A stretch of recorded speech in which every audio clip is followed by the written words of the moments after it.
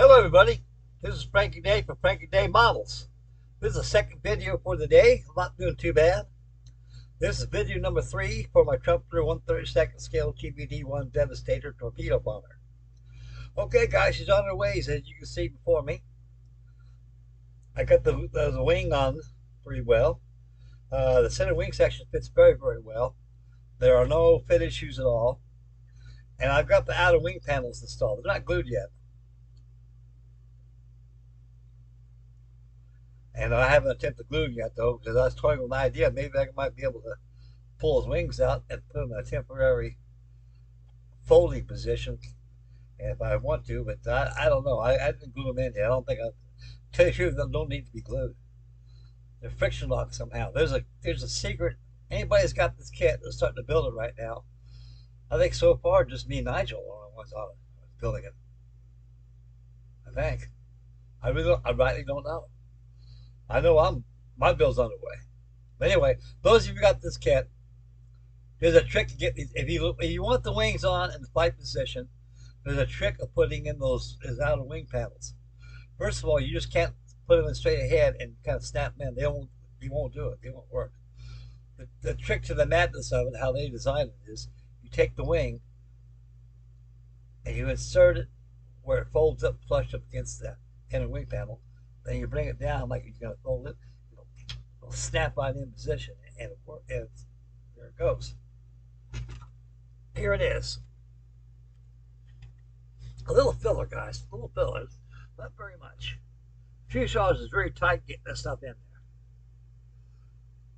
there. I could have stand up a little more, but I trust Trumpeter. They make pretty good stuff. So there's no finishes at all. A little filler. There's no filler at all in wing roots because they're tight.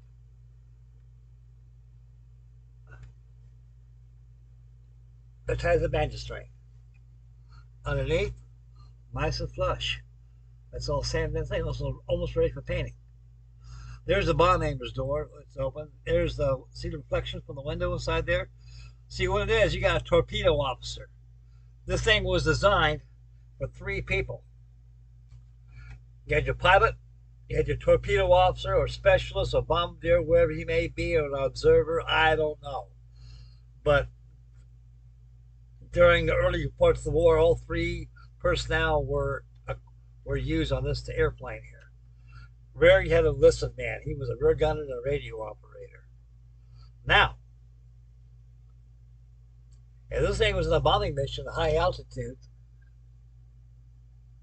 was going to bomb something from a high altitude, they open up these bomb aimer doors because you have to have something to peer through. There's a northern bomb sight that's inside this plane. That pilot will have to get off his chair and scoot underneath the pilot's seat and lay down in a prone position and focus in the eyesight of the northern bomb sight to release those 4 bombs. Then once the bomb's been jettisoned, they fold the doors up. That's it. The instructions don't give you an option with these things. You just glue them open. I think it's a good idea. If you want to fold them up, you're going to have to do a little trimming here. You got to trim those hangs that fit inside the fuselage. See those 3 little hangs right there? They got to be trimmed off to be able to make them fit flush in there.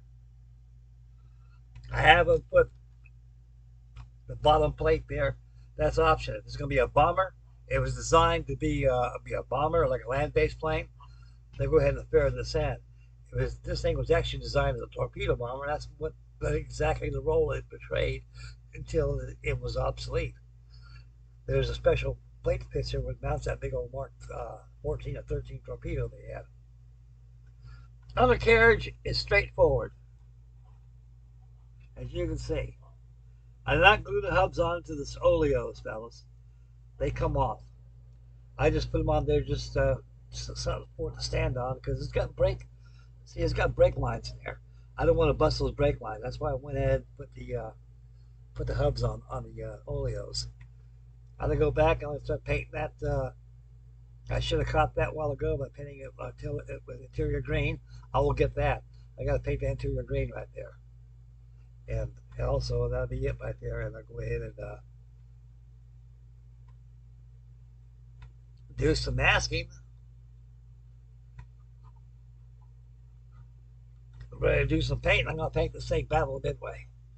The same one I did on my earlier Devestator Air fix I did. It's going to be all blue-gray color. The overview of this kit, it goes together very good. It builds fast. It builds itself. It really does. It's one of these kind of models that you just can't take your hands off of it. And because the newness of it being released, I imagine. I went and ordered another one of these. I'm going to do it with the pre-war colors. I'm going to do it the same color they did in that movie called Dive Bomber with Earl Flynn and Ralph Bellamy and a host of other old Hollywood actors that made that movie. That was a good movie, guys. You want to get a good movie, that's a darn good class movie to watch. If you want to build some pre-war aircraft like a Devastator, the Helldiver, wherever there is, it's there. I mean, it's on the USS Saratoga, the Lexington, the decks were almost like a maroon color. Because everything was changing back in the 1930s. Colorful. Everything was colorful. Colorful, colorful, colorful. The militarists knew when war was imminent, colorfulness is a dead giveaway to the foe if you ever been sighted. So that's when camouflage comes in. Okay, the overview of this kit. It goes together very easily. It goes together fast. And you just got to check your fit before you glue together. Now the interior of this thing is pretty tight. So you should have no problem getting the fuselage together with that interior in there. The Helldiver, like I said, you got to sand the outer walls were attached to the sides of the fuselage. You got to sand that down till you see plastic coming off. You know, you take it off mill. You're taking thousandths of an inch off of it. You know, like I said, you don't want to overdo it because you're going to have nothing glued to it. It's going to slop around inside the fuselage. That's the only way you get the fuselage on nice and easy. You just got to do some sanding, dry fitting. Not much filler. Like I said, applied a little filler on top where it goes together. It really didn't need it. I just went to put some on there anyway, just in case. Wing roots, they're perfect. You don't get any better. I would say the good folks at Trumpeter did a good job on this. I can't find any discrepancies on this thing. They got a plan, blueprint of the thing. There's blueprints of this thing somewhere. But they must have got a hold of it. You know, for a $115 kit, I think I paid about $20 something, $28. Boy, I hate those blow pies.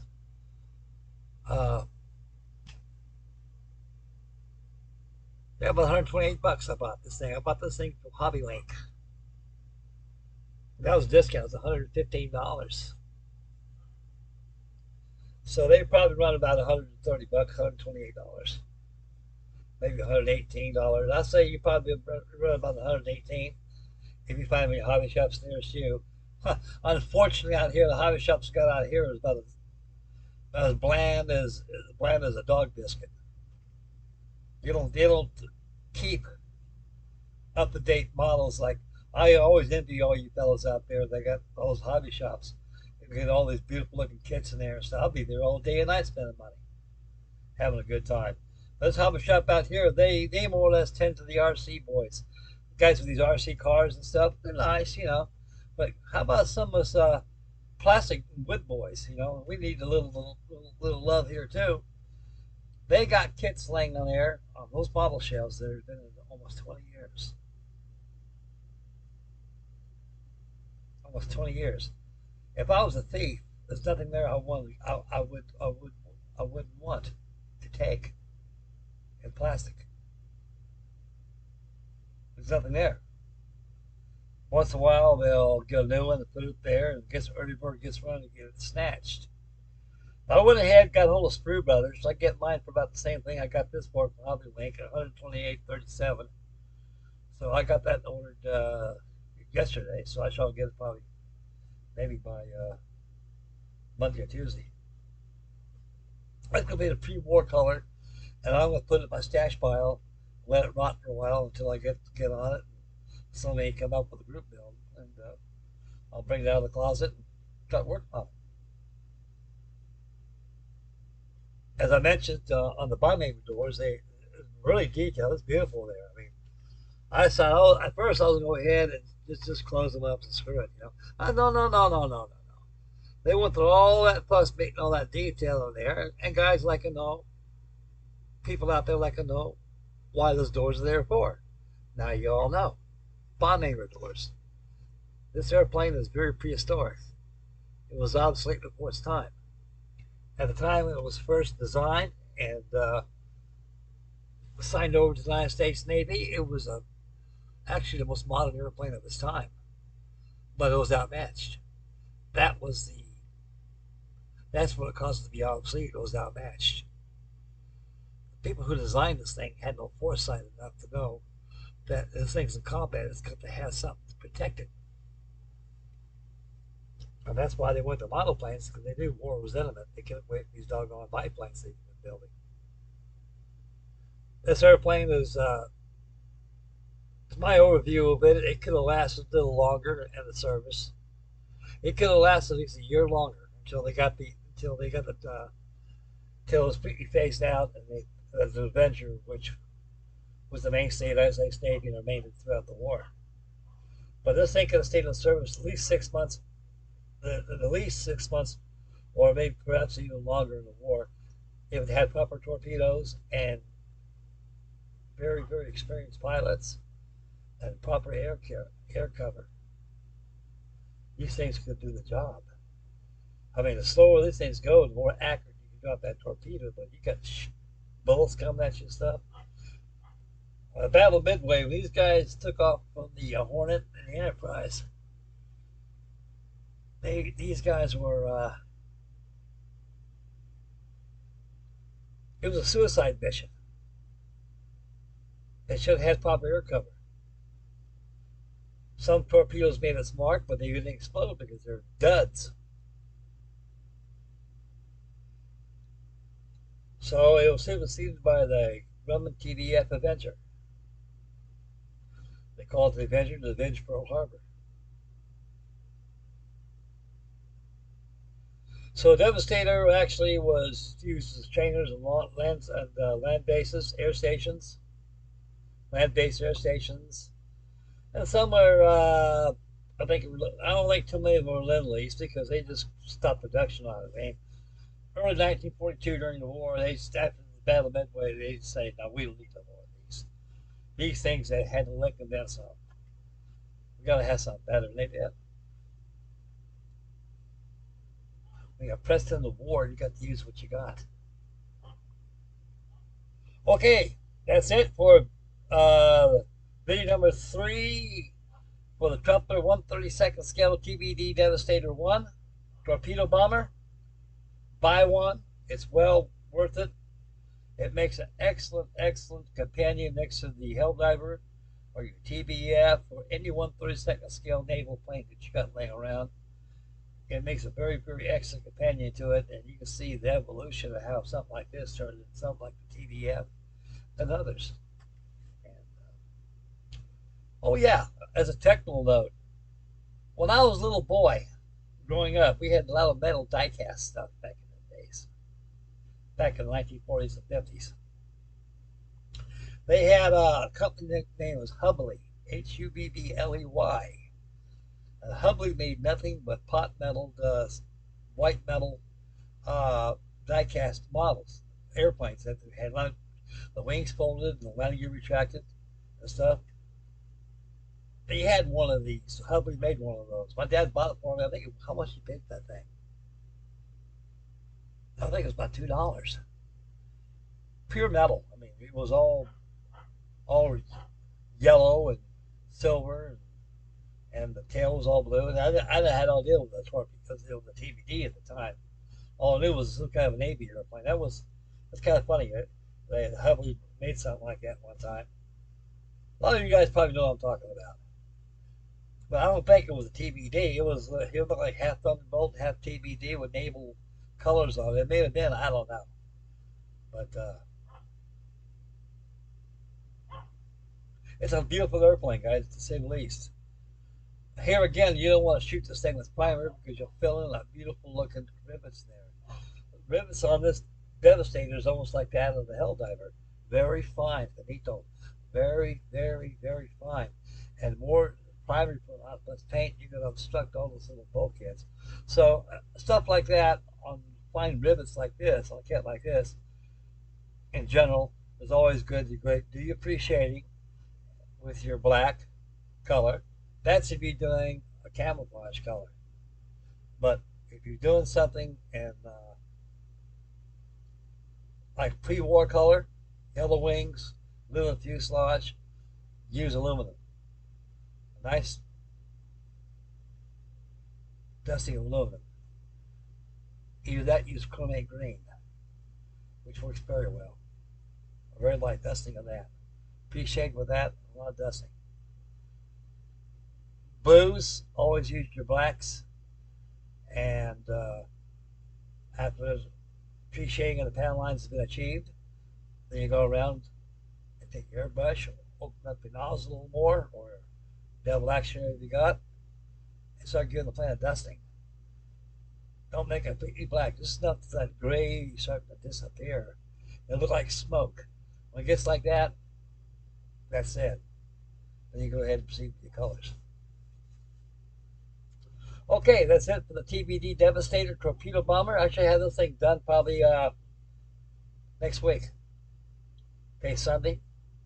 So I should have one day this week be finished. The Hell Diver, I should have that done probably next weekend.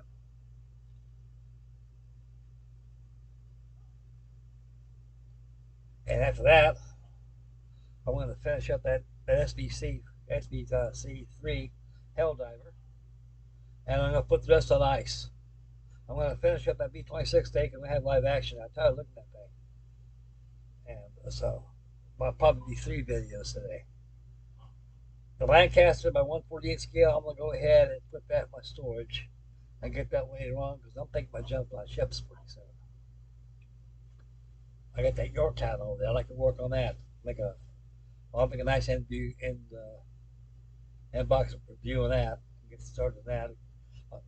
And Lindsay Models, he does a very wonderful job with his model ships he does and things. And he wants me to build that Hornet, so I think I'll build it. Maybe he may get one too.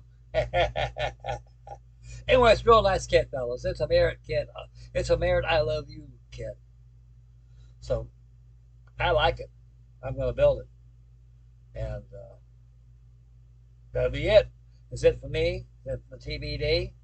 Make mama happy. Take care of the little ones. Stay focused, stay dry, stand wisely, beware of your surroundings.